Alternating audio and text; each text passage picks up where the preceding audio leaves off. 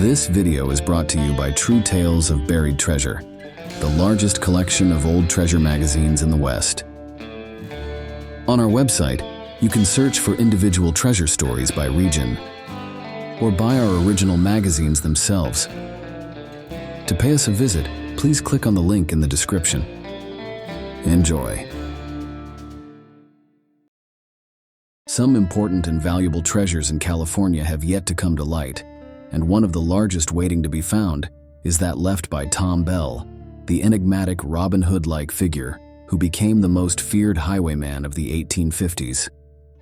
Tom Bell was a puzzle. When captured, he only had $10 on him, despite having stolen and robbed nearly $500,000.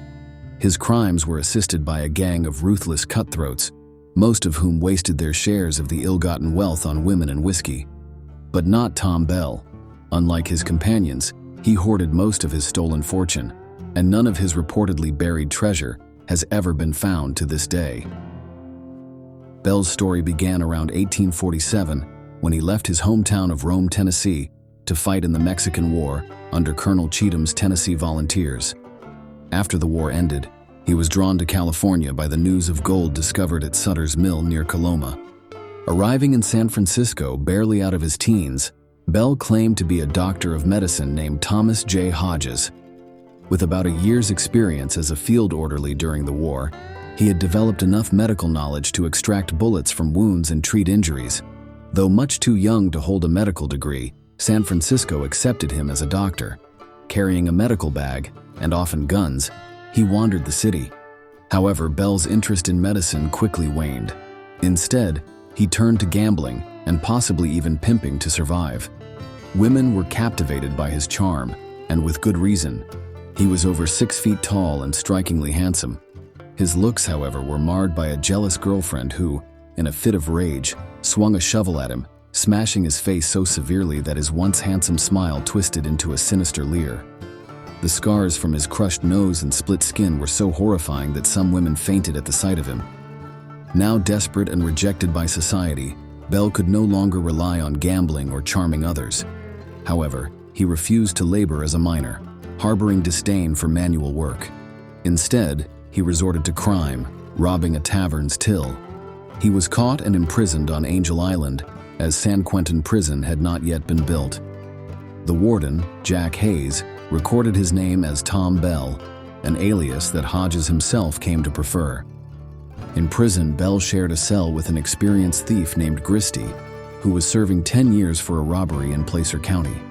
In exchange for Gristy's knowledge of the outlaw life, Bell promised that they would break out together.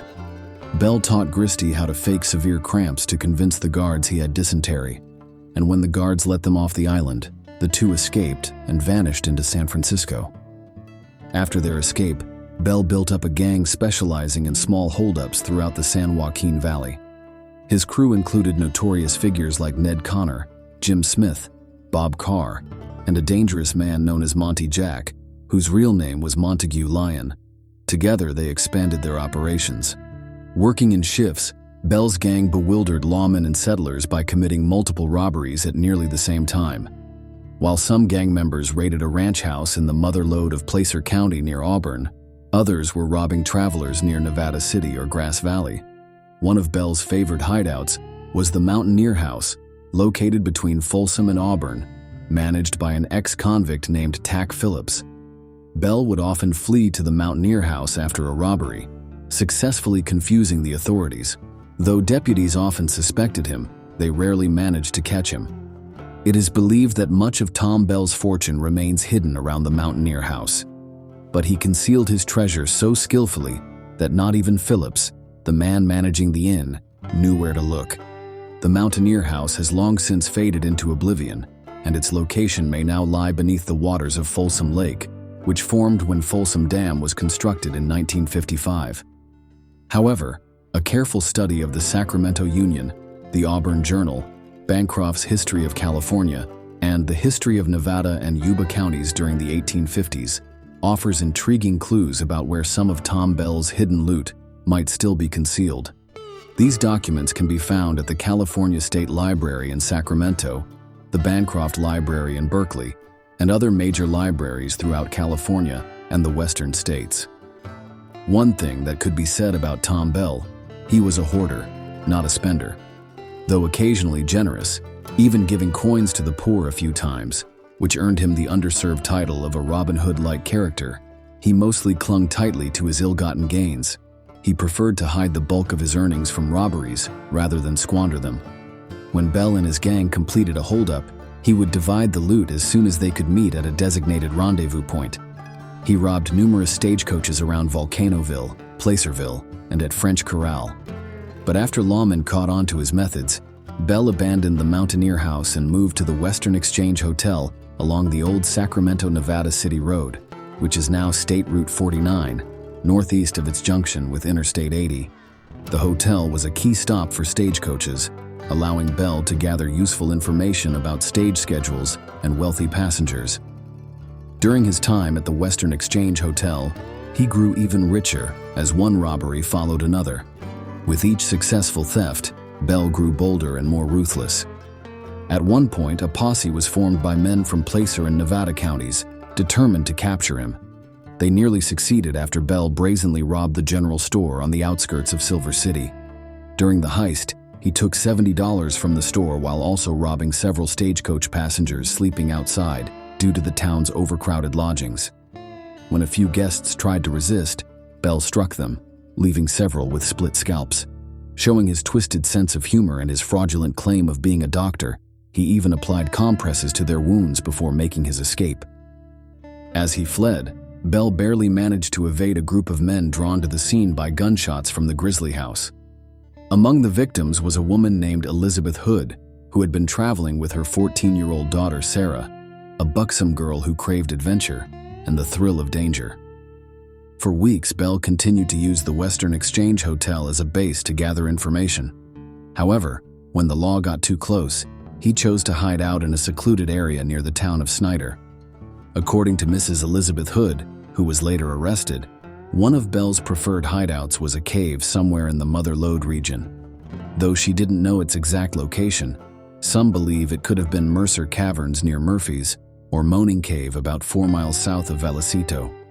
On August 11, 1856, Tom Bell planned to execute the most ambitious crime of his life.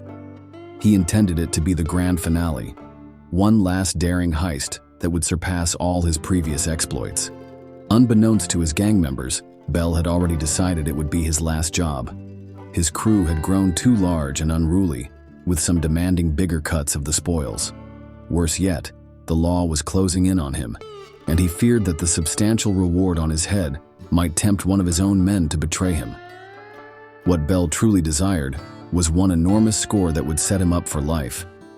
With the wealth he intended to steal, combined with the other sums he had buried throughout the region, he planned to return to the Western Exchange Hotel and elope with Sarah Hood to distant Los Angeles, where he dreamed of starting a new life.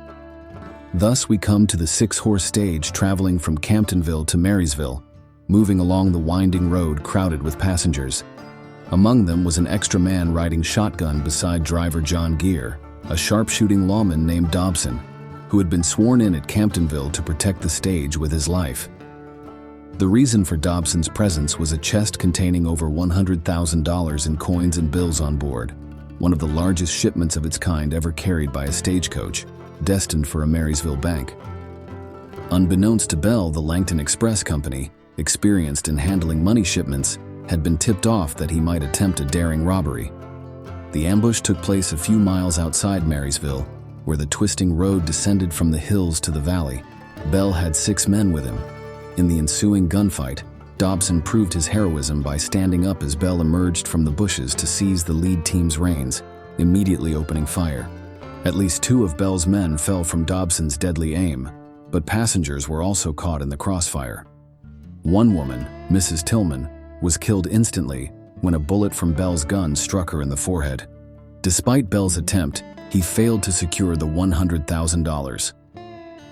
As the shooting began, John Gear whipped the horses into a desperate run, and the stagecoach hurtled toward Marysville, leaving Bell and his men to flee. The death of Mrs. Tillman enraged the citizens of California, prompting one of the largest posses in the West to hunt down Bell. The manhunt was successful thanks to a critical mistake. Bell had contacted Sarah Hood. First, he retreated to a cavern, dismantling his gang, and then followed the banks of the San Joaquin River to a prearranged rendezvous point with Sarah. Bell was among the last of his gang to be captured in early October of 1856. Without his leadership, the remaining outlaws made blunders that led to their arrests or deaths, often by lynching. Few of them had any money when caught, all claiming that Bell had kept the lion's share of the stolen fortune, but none knew where he had hidden it. Sarah Hood had received a letter from Bell instructing her to follow the upper San Joaquin River southward to where it met the Merced River. There, she was to find a small shack where Bell intended to meet her, marry her at a nearby mission, retrieve his hidden wealth, and escape to the south. Tom Bell was only 26 years old and dreaming of a fresh start. When finally captured, Bell was taken to the town of Firebaugh. There, he was questioned and allowed to write a few letters before being hanged from a sycamore tree on the banks of the San Joaquin River. A year later, a flood washed away the wooden plaque marking his grave. But what of the Bell treasure? It remains missing to this day. Tom Bell stubbornly refused to reveal the location of his wealth. Some researchers believe it could be buried near Folsom Lake, Pardee Reservoir, Mercer Caverns, Moaning Cave, or somewhere along the San Joaquin River near Lathrop. Mrs. Elizabeth Hood insisted she had received nothing more from Bell than payment for room and board, and while Sarah Hood had been given trinkets, there was no money. Tom Bell had done an exceptional job of hiding what has been estimated to be between $250,000 and $500,000. Whether it will ever be found is anyone's guess. Countless amateur sleuths have pored over every word ever written about Tom Bell, but no one has managed to uncover his fortune. One thing is certain: he didn't spend much of what he stole, and he preferred to bury his loot.